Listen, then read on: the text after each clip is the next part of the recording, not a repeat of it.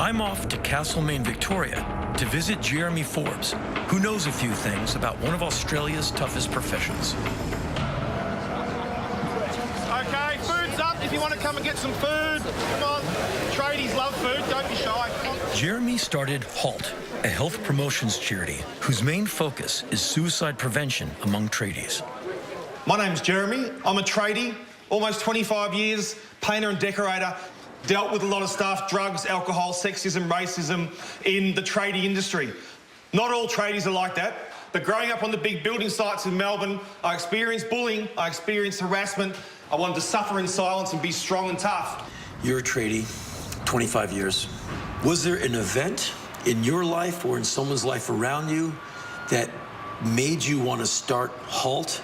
Did you have some moment? It come to a head mid-2013 when I'd gone to see a guy who had a steel factory. He was a very quiet, brooding guy. We didn't have many conversations, it's just the way he was. But we talked for like 5 minutes and he was the happiest I'd ever seen him. Like, we had this amazing conversation. And I was just like, walked away going, wow, this is something different. And yeah, 3 weeks later, I was painting a house in the end of his street and I heard the tragic news that he'd suicided. I went to his wake and the two words that stuck out when we were talking to the tradies was, who's next? Why do I accept this? Why do I keep losing friends and loved ones and family to this insidious thing called suicide? Why don't I talk up? Let's talk about the suicide rate among tradies. This is obviously an issue. Yes. So there's actually statistics to say roughly 1 every 2 days in Australia we lose a tradie. So it's out there, it's prevalent, it's almost an epidemic. And the main reasons why tradies can't keep going is definitely finance. Okay. If tradies go and do jobs and it might be $10,000, $20,000, $30,000 and they finish the job and the person goes, sorry, we can't pay you. Yeah. That sort of stuff is really difficult. And I think tradies struggle with relationships and the role of alcohol. And that comes back to, which I'm assuming we'll touch on, that Australian macho culture. Yeah. It's an interesting idea. You know, we're two men sitting here. You know, toughness for us, instilled by our fathers and friends as young men, it's a virtue. You know, suck it up, keep going. Yeah. And when it becomes culturally instilled, it almost gets put into the DNA. And I think some of that comes with a price. I was part of that culture that did the she'll be right, you'll be right sort of attitude. Nothing like someone coming up and pouring out their heart and you going, she'll be right, you'll be right.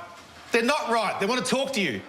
Certainly, it takes a lot of things to build a country, but I think there's a lot to be proud of as a tradie. It's a heroic pursuit.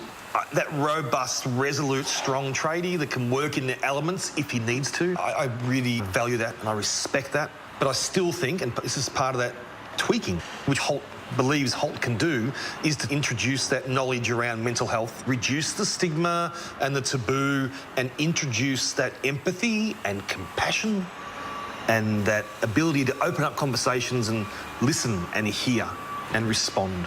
Please, if you're worried, you can suggest to them, have a chat. Be tough enough to actually go up and initiate the conversations. We've got a HALT bag here. It's got local and national support services. Please, just put it in your toolbox, put it in your shed, put it in your ute, and take care of each other. Thank you so much. Thank you. We have a brekkie, so they have the rest of the day to work with their colleagues to talk about this.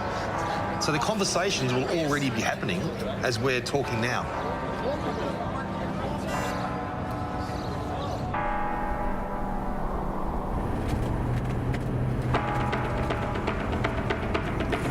Perhaps the most interesting part of what I took away from Jeremy was that some of the toughness that these guys have, it can turn on them.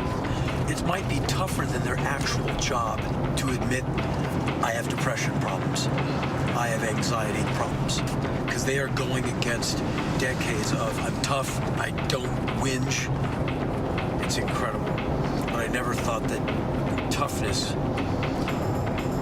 could be detrimental.